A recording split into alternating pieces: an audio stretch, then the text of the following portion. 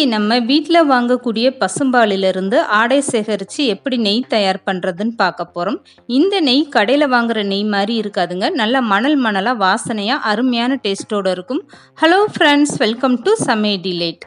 First இந்த நெய் தயார் பண்ணுறதுக்கு முன்னாடி பாலிலிருந்து ஆடை எப்படி தயார் பண்ணுறதுன்னு பார்த்துடலாம். இப்போ பசும்பால் காய்ச்சும் போதே பாருங்கள் எந்த அளவுக்கு நல்லா பொங்கி வருதுன்னு. இந்த மாதிரி பால் பொங்கி வந்ததுமே நீங்கள் ஸ்டவ்வை ஆஃப் பண்ணிவிட்டு பாலை ஓப்பனாகவே வச்சுருங்க. இப்படி காய்ச்சின பாலை நீங்கள் நல்லா ஆற விடும்போது தாங்க உங்களுக்கு அது மேலே இந்த மாதிரி ஆடை படிய ஆரம்பிக்கும். மூடி போட்டு வச்சிட்டிங்கன்னா உங்களுக்கு ஆடை படியாது. அதனால் பால் காய்ச்சினதுமே நல்லா ஆற வச்சுருங்க. ஆறின பாலை 1 மணி நேரம் நீங்கள் ஃப்ரிட்ஜில் எடுத்து வச்சிங்கன்னா இந்த ஆடை நல்லா திக்காக உங்களுக்கு படிய ஆரம்பிச்சிடும். இப்படி இந்த பாலில் நல்லா ஆடை படிஞ்சதுமே நீங்கள் ஒரு ஸ்பூனுனால் வேறு ஒரு பாத்திரத்தில் பாலாடையை மாற்றி எடுத்து வச்சுக்கோங்க. இந்த மாதிரி நான் 20 நாள் பாலாடை சேகரித்து எடுத்து வச்சுருக்கேன். இந்த பாலாடை எடுத்ததுமே நீங்கள் ஃப்ரீசரில் தான் வைக்கணும். 20 நாளுமே நீங்கள் ஃப்ரீசரில் வச்சு எடுத்துக்கோங்க. அதுக்கப்புறம் நெய் தயார் பண்ணுறதுக்கு 1 மணி நேரத்துக்கு முன்னாடி நீங்கள் வெளியே எடுத்து வச்சுருங்க. 1 மணி நேரம் இந்த பாலாடை நீங்கள் வெளியே எடுத்து வச்சதுமே பாருங்கள் அதில் உள்ள கூலிங் எல்லாம் போய் இந்த மாதிரி ஆயிடுச்சு. இதுக்கப்புறம் இதில் 2 ஸ்பூன் அளவுக்கு தயிர் சேர்த்துக்கோங்க. தயிர் சேர்த்துட்டு இந்த பாலாடை ஒரு தடவை நல்லா கலந்து விட்டுருங்க. இப்படி கலந்து விடும்போது இந்த பால் தயிரெல்லாம் சேர்ந்து நல்ல ஒரு புளிப்புத்தன்மை வந்துடும். இப்படி பாலாடையில் தயிர் சேர்த்துட்டு 1 மணி நேரம் நல்லா புளிக்க வச்சுருங்க. இதுக்கப்புறம் எப்படி நெய் தயார் பண்ணுறதுன்னு பார்க்கலாம். இப்போ தயிர் சேர்த்துட்டு இந்த பாலாடையை இந்த மாதிரி ஸ்பூன்னால் நல்லா கலந்து கொடுத்தாச்சு. இப்படி செய்யும்போது உங்களுக்கு பாலாடை சீக்கிரமாகவே நல்லா புளிச்சு வந்துடும். இதுக்கப்புறம் மூடி போட்டுட்டு இதை 1 மணி நேரம் அப்படியே நல்லா புளிக்க வச்சுருங்க. இப்போ 1 மணி நேரம் இந்த பாலாடை நல்லா புளிச்சு வந்துருச்சு பாருங்கள். புளிச்ச பாலாடையிலேருந்து ஒரு மிக்சி ஜாரில் கொஞ்சமாக சேர்த்துக்கோங்க. கொஞ்சம் கொஞ்சமாக சேர்த்துட்டு அரைங்க. ஒரே நேரமாக அதிகமாக சேர்த்து அரைக்காதீங்க. இந்த மாதிரி நல்ல பெரிய மிக்சி ஜாராகவே பயன்படுத்திக்கோங்க. இந்த பாலாடையில் தண்ணியெல்லாம் சேர்த்து அரைக்கும் போது அப்போ தான் உங்களுக்கு வெளியில் சிந்தாமல் இருக்கும். இப்போ எடுத்து வச்சுருந்த பாலாடையிலேருந்து பாதி மிக்சி ஜாரில் சேர்த்தாச்சு. இது கூடவே 1/2 கிளாஸ் அளவுக்கு ஐஸ் வாட்டர் சேர்த்துக்கோங்க. இப்போ இந்த பாலாடையை நல்லா அடித்து எடுத்துகிட்டு வந்துடுங்க. இந்த பாலாடை அரைக்கும் போது நீங்கள் ஒரே நேரமாக மிக்சியை சுத்த விடாதீங்க. அப்பப்போ ஆஃப் பண்ணிவிட்டு திறந்து பார்த்துட்டு கொஞ்சம் கொஞ்சமாக ஐஸ் வாட்டர் சேர்த்து இந்த மாதிரி அரைச்சி எடுத்துக்கோங்க.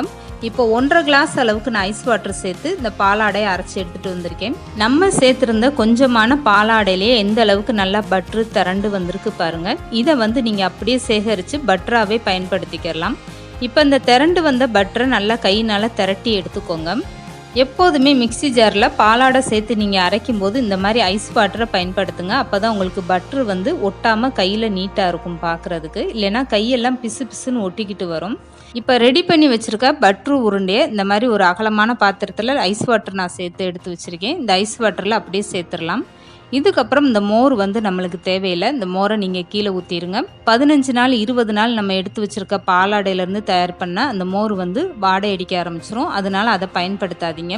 இப்போ எடுத்து வச்சுருந்த 20 நாள் பாலாடையில் இந்த அளவுக்கு நான் பட்டர் சேகரித்து எடுத்திருக்கேன் பாருங்கள்.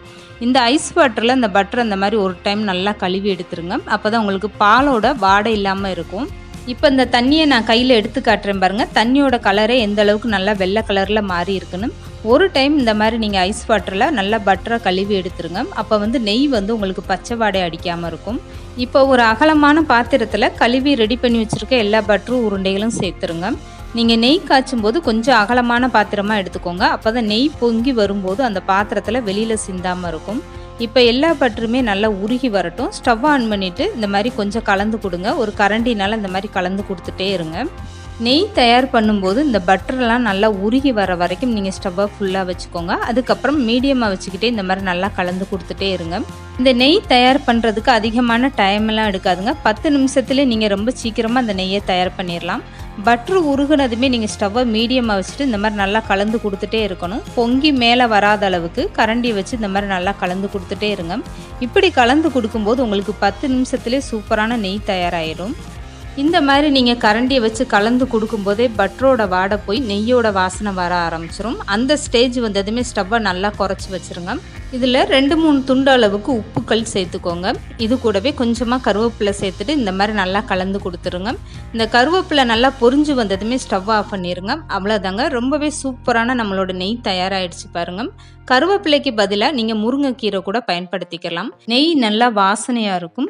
இப்போ 1 மணி நேரம் இதே பாத்திரத்தில் இந்த நெய் நல்லா ஆறட்டும். இதுக்கப்புறம் வேறு ஒரு பாத்திரத்தில் வடிகட்டி எடுத்து வச்சுக்கலாம். இப்போ எந்த பாத்திரத்தில் நீங்கள் நெய் வடிகட்டி எடுத்து வைக்க போகிறீங்களோ அந்த பாத்திரத்தை ஈரம் இல்லாத அளவுக்கு நல்லா தொடச்சிட்டு எடுத்து வச்சுக்கோங்க. இதுக்கப்புறம் இந்த மாதிரி ஒரு ஜல்லடையை பயன்படுத்தி நெய்யை வடிகட்டி எடுத்து வச்சுக்கோங்க.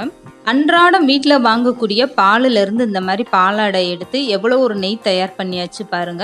எந்த அளவுக்கு நிறைய நம்மளுக்கு நெய் வந்திருக்குன்னு பாருங்க. 20 நாள் பாலாடை சேர்த்து வச்சிங்கன்னா போதுங்க. ஒரு மாதத்துக்கு வீட்டுக்கு தேவையான நெய்யை நீங்களே தயார் பண்ணிடலாம். இந்த அளவுக்கு இப்போ நெய் எல்லாமே வடிகட்டி எடுத்தாச்சு. இந்த பாத்திரத்தை நீங்கள் வேஸ்ட்டு பண்ண வேணாம். இந்த பாத்திரத்திலே குழம்பு தாளிக்க பயன்படுத்தலாம், இல்லை கீரை ஏதாவது வதக்கி விட பயன்படுத்துங்க. வேஸ்ட்டு பண்ண வேண்டாம். நெய் காய்ச்சினதுமே பார்த்தீங்கன்னா உங்களுக்கு கெட்டி ஆகாது. பார்க்குறதுக்கு இந்த மாதிரி தான் இருக்கும். எண்ணெய் மாதிரி அப்படியே தண்ணியாக தான் இருக்கும். இந்த நெய்யை நல்லா மூடி போட்டுட்டு நீங்கள் மறுநாள் ஓப்பன் பண்ணி பாருங்கள். நல்லா மணலாக ரொம்பவே சூப்பராக இருக்கும். இப்போ நான் மறுநாள் ஓப்பன் பண்ணி காட்டுறேன் பாருங்க. இந்த நெய்யை திறந்ததுமே கமகமன்னு அவ்வளோ ஒரு வாசனையாக இருக்குங்க. ரொம்பவே சூப்பராக இருக்குது இதோட வாசனையே. இப்போ இந்த நெய்யை நான் ஒரு ஸ்பூனில் எடுத்து காட்டுறேன் பாருங்க, எந்த அளவுக்கு நல்லா கெட்டியாக வந்திருக்குன்னு. ஸ்பூனில் எடுத்து பார்க்கும்போதே மணலாக அவ்வளோ ஒரு அருமையாக வந்திருக்கு. இனி எப்போதுமே வீட்டில் ஸ்வீட்ஸ் செஞ்சீங்கன்னா இந்த மாதிரி வீட்டில் தயார் பண்ணின நெய்யை வச்சு பயன்படுத்தி பாருங்க. அதோடைய சுவையும் மனமும் ரொம்பவே சூப்பராக வருங்க. கண்டிப்பாக வீட்டில் இதே மாதிரி பாலாடை எடுத்து வச்சு நீங்களும் இந்த மாதிரி நெய் உருக்கி பாருங்கள், அருமையாக வரும். இந்த வீடியோ பிடிச்சிருந்தா லைக் பண்ணுங்கள், ஷேர் பண்ணுங்கள். மறக்காமல் சமையல் டிலேட் சேனலை சப்ஸ்கிரைப் பண்ணுங்கள்.